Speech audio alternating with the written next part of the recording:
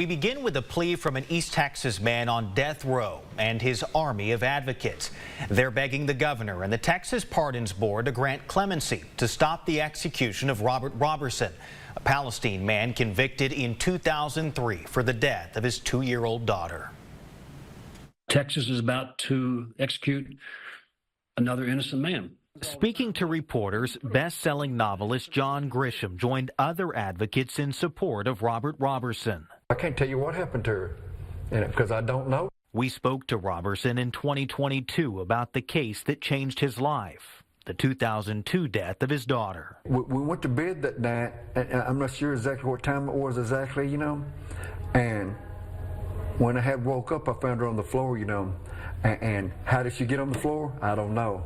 On the floor was Robertson's 2-year-old daughter, Nikki Curtis. Her heart was beating, and at the time she acted like she was still still all right and stuff. So we stayed up a little bit, then finally dozed back off. But when he later woke up, Robertson discovered Nikki was not breathing.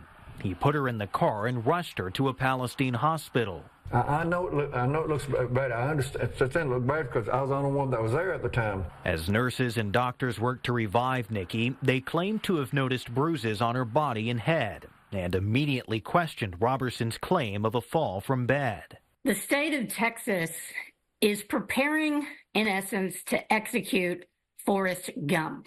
Gretchen Swen is Robertson's attorney. She says her client was prejudged from the beginning because of his autism. In this period of high stress with his daughter in a medical crisis, he shut down, and his external lack of affect was judged as a lack of caring. From the start, Robertson was suspected of causing his daughter's death.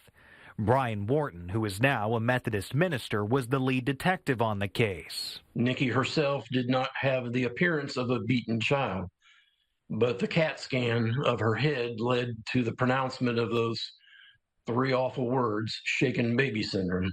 Wharton and other advocates now say new evidence shows there was no homicide. The shaken baby syndrome abusive head trauma hypothesis that was used against Mr. Robertson is not science, plain and simple. The petition for clemency says instead Nikki died from severe viral and bacterial pneumonia, something doctors had prescribed medication for, a double dose of Finnegan and codeine. Codeine, we now know nobody under 18 should be getting it because of its association with respiratory suppression.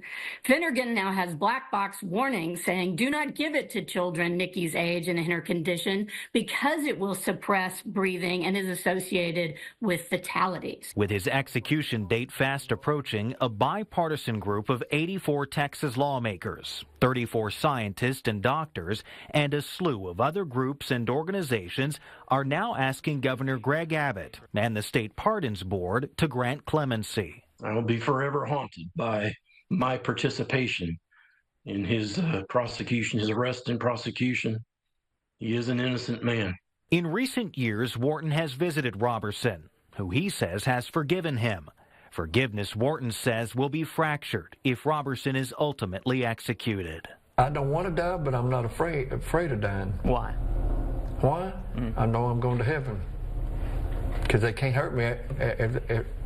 After I die, nobody can hurt me no more. The lawmakers mentioned who are supporting Robertson say they're dismayed to know that a law passed over a decade ago has not been applied in this particular case.